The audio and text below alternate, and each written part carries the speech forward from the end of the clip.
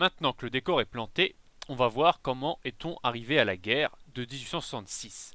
Souvent, lorsqu'il y a une guerre, il faut trouver un prétexte pour la déclencher, et là c'est le cas. Or, il est fourni par la situation héritée d'une guerre que j'ai évoquée dans la vidéo précédente, celle des duchés danois. Pourquoi? Eh bien parce que la situation était tendue. D'une part, il y avait donc le Danemark qui s'est battu pratiquement seul, même seul, et de l'autre, une bonne partie de l'Allemagne s'est réunie derrière la Prusse pour le vaincre, et par solidarité envers le corps germanique et pour ne pas laisser la Prusse faire ce qu'elle voulait, l'Autriche s'est jointe à la guerre et s'est battue avec Berlin à ses côtés. Donc une fois que la victoire est obtenue, eh bien le contexte a complètement changé, puisque d'une part, Berlin aimerait récupérer tous les territoires, les deux duchés qu'elle vient d'obtenir sur le Danemark en le vainquant, et d'autre part, Vienne ne veut absolument pas que cette situation se crée, puisque cela changerait l'équilibre des forces en Allemagne au profit de la Prusse, ce que l'Autriche ne veut absolument pas. Or, l'équilibre des forces, que les Anglais appellent le balance of powers, a toujours été l'une des plus grandes préoccupations des grandes puissances dans toute l'histoire.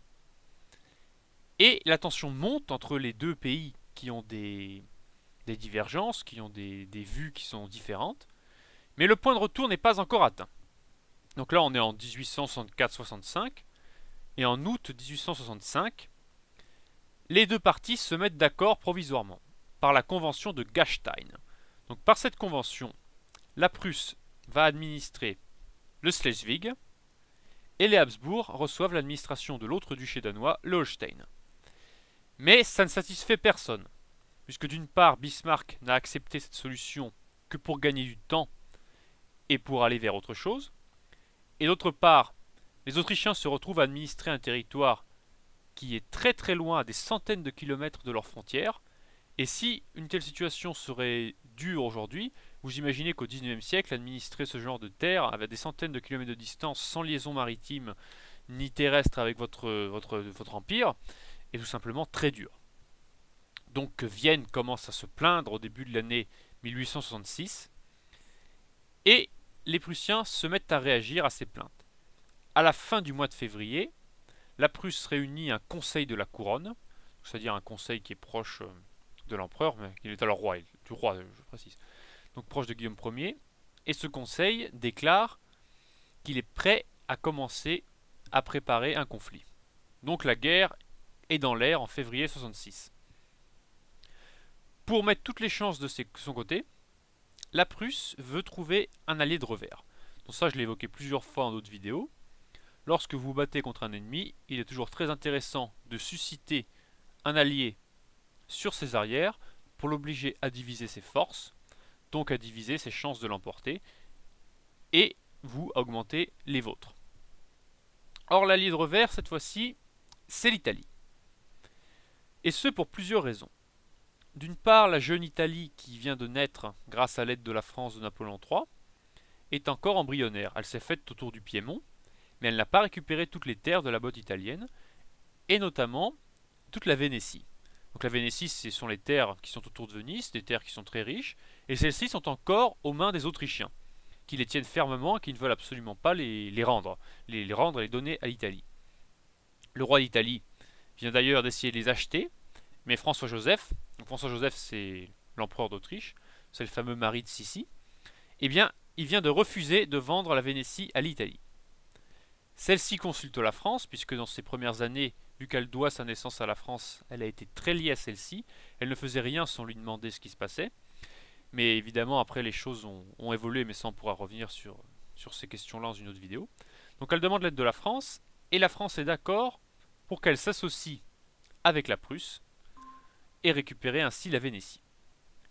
Donc Florence et Berlin, pourquoi Florence? Eh bien parce que Rome n'est pas encore la capitale. Donc Florence et Berlin signent un traité le 8 avril. Quels sont ces termes? Eh bien, il prévoit que la Prusse entrera en guerre contre l'Autriche dans les 3 mois suivant la signature du traité. C'est très très court, le traité prévoit qu'il doit être appliqué dans les 3 mois, et qu'au moment de cette déclaration de guerre, l'Italie entrera elle aussi en guerre aux côtés de la Prusse contre l'Autriche. En échange, la France retrouvera, si l'Autriche perd la Vénétie, qu'elle rétrocédera directement à l'Italie. Oui, ce sont des tractations un peu compliquées, mais le fait est que tout a été bien décidé et la guerre doit éclater très rapidement. Pourquoi la France a-t-elle permis cela? Eh bien parce que Napoléon III estime que l'Autriche est une ennemie. Une ennemie parce qu'elle est la championne de l'ordre établi en 1815, c'est-à-dire sur le cadavre de l'Empire napoléonien. C'est le fameux congrès de Vienne qui a régi l'Europe pendant des décennies après 1815. Or celui-ci accorde la part belle aux vieilles monarchies, aux vieilles familles, et l'Autriche apparaît comme l'une des têtes de file de cette réaction monarchique, on pourrait dire. Et c'est d'ailleurs pas faux, puisque François-Joseph, pendant la majeure partie de son règne, a été quelqu'un qui n'était pas du tout libéral, qui était même ancré fortement dans la tradition monarchique. Et donc Napoléon III aimerait en quelque sorte ébranler cette position. Et il estime aussi, comme la plupart des observateurs étrangers de l'époque, que la guerre qui s'annonce entre la Prusse et l'Autriche va être sanglante et longue, puisqu'on pense alors en Europe que les forces que les deux camps peuvent aligner, on verra lesquelles, sont à peu près équivalentes. Et Paris en est fort aise. Pourquoi? Car la France, si les deux pays s'entretuent de manière longue, durable et dure, eh bien ils vont en ressortir fortement affaiblis, et Paris pourra à nouveau être l'arbitre des destinées germaniques, se poser comme médiateur, comme juge un peu de ce qui se passait en Allemagne, et ça aurait été vraiment une bonne chose pour la France, puisqu'elle aurait maintenu la division du corps germanique, et donc sa prépondérance en Europe.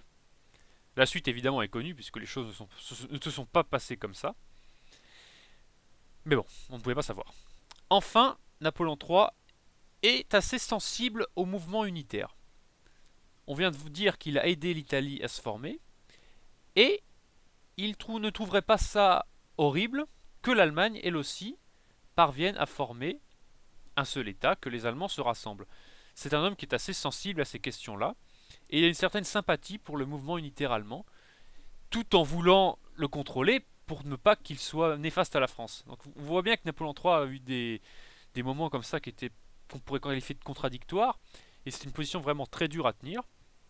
Et toujours est-il qu'il a rencontré Bismarck, c'était à Biarritz si je me souviens bien, et Bismarck, en échange de sa neutralité dans le conflit qui allait venir, lui a d'ailleurs laissé miroiter ce qu'on appelle les compensations.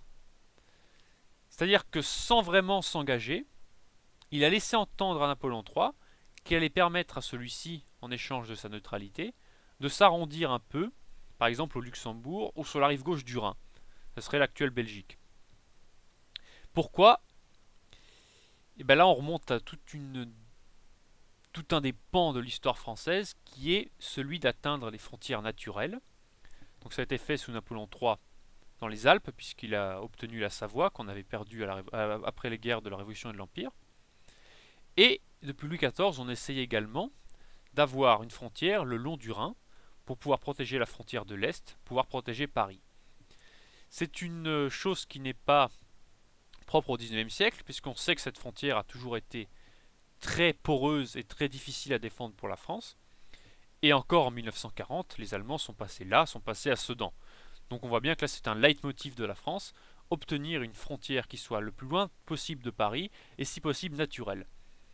Donc on touche quand même à quelque chose qui est très important, et ce qui explique pourquoi Napoléon III a donné son accord à l'alliance entre la Prusse et l'Italie et n'a pas bougé. Bismarck lui a très bien manœuvré, puisque des déclarations faites en privé ne l'engageaient à rien. Et d'ailleurs, il ne possédait ni le Luxembourg, ni la rive gauche du Rhin, en Belgique, et ça lui coûtait rien de promettre ces choses-là. Et on sait ce qu'il en a été par la suite. Donc voici quelle est la situation juste avant d'entrer en guerre. Bismarck a les mains libres du côté du Rhin, il est assuré d'un soutien au sud, et la Prusse était maintenant prête à faire parler la poudre, et c'est ce que nous allons voir dans les vidéos suivantes.